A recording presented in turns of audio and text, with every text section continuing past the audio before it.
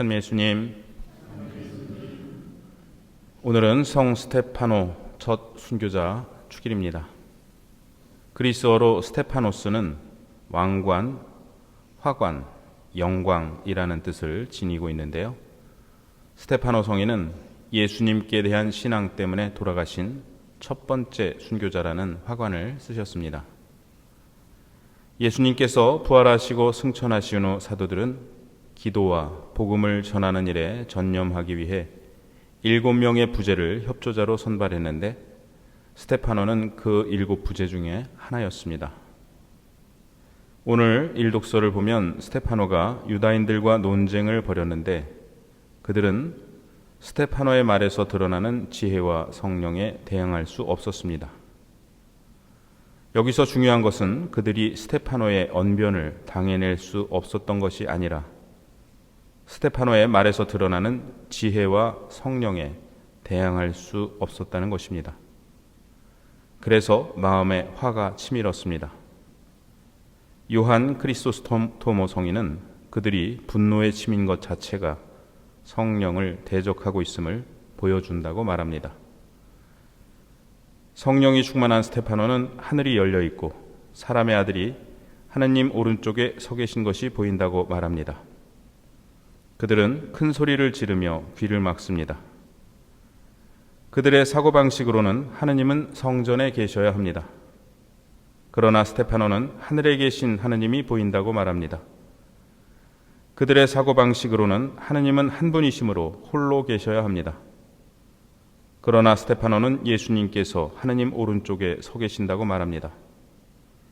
그래서 그들은 스테파노가 신성모독을 하고 있다고 외치며 귀를 막습니다. 그러나 신성모독을 하고 있는 것은 바로 그들입니다.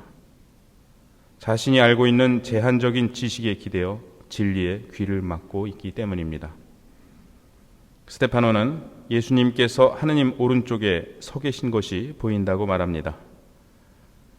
사도신경에서 우리는 예수님께서 하늘에 올라 성부 오른편에 앉아 계심을 믿는다고 고백합니다. 앉아 계심은 다스리심의 상징입니다.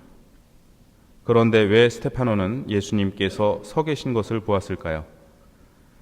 서 계신 것은 첫째로 재판과 관련이 있습니다. 변호인은 일어서서 변호를 합니다. 한편 재판관도 판결을 내릴 때 일어서는 때가 있었습니다. 예수님께서는 변호인으로서 스테파노에 대한 지상의 심판이 잘못되었다는 것을 증언하시고 재판관으로서 새로운 판결을 내리기 위해 일어서십니다.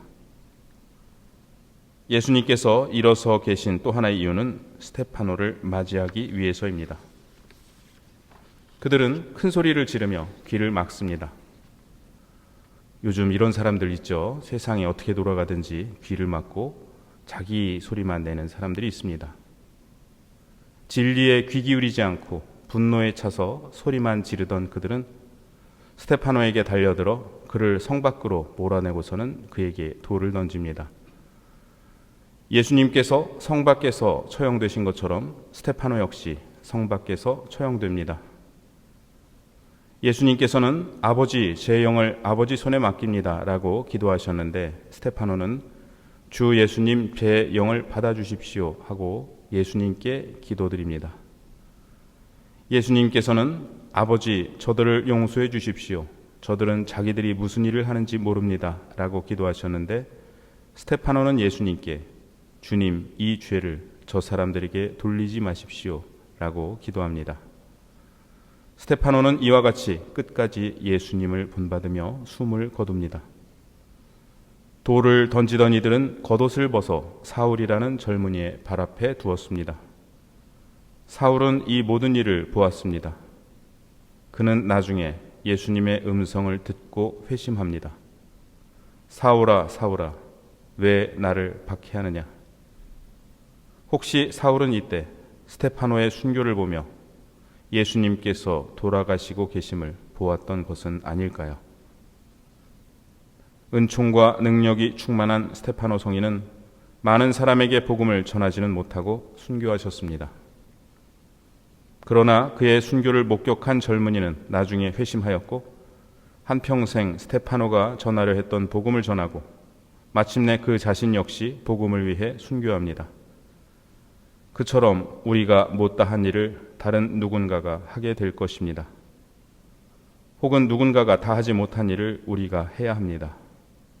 그것이 진리를 전하는 일이라면 말입니다. 스테파노 성인이 보았던 환시를 보고 싶어하는 사람들도 있습니다. 나도 하늘이 열려 있고 하느님 오른쪽에 예수님이 계신 것을 볼 수 있다면. 그런데 하느님께서는 스테파노 성인이 순교하시기 직전에 이 장면을 보여주셨습니다. 내가 그런 환시를 보고 싶다면 순교할 각오 또한 해야 합니다. 순교는 본받으려 하지 않고 환시만 보고 싶어하는 것이 인간의 약한 마음입니다. 그러나 예수님께서 복음에서 약속하신 것은 환시가 아니라 넘겨지고 채찍질 당하고 끌려가 증언할 때 무엇을 말해야 할지 성령께서 일러주실 것이라는 약속입니다. 우리가 옳은 일을 할 때 항상 반대가 있습니다. 반대가 있기에 그것이 옳은 일이라는 것이 증명됩니다. 위협이 크다면 그것이 정말 옳은 일이라는 증거입니다. 보십시오. 하늘이 열려 있고 사람의 아들이 하느님 오른쪽에 서 계신 것이 보입니다.